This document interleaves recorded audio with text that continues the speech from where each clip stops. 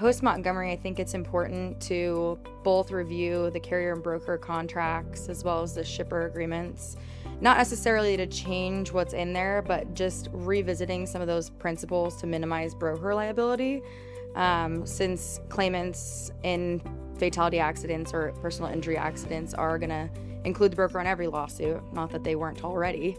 So, in some ways it's a whole lot of, not a lot's going to change, but strengthening procedures that already exist. With that being said, some carrier vetting procedures internally, ensuring that while you have the procedure, it's also being followed consistently by operations. Potentially a lot of brokers, it feels like, are segregating out carrier vetting and carrier solutions type roles. I think that's important because it brings management of the carrier vetting procedure out of the operations and gives kind of the thumbs up, thumbs down.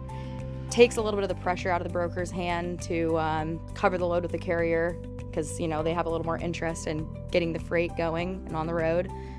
Whereas you have that control if you have a carrier solutions or carrier sourcing type role, actually doing the vetting, thumbs up, thumbs down.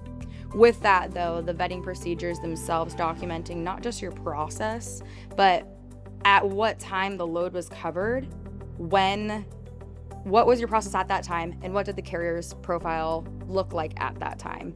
Because sometimes when, you're looking back on it, you can't see a snip or an audit of what your procedure was and why you did or did not use the carrier.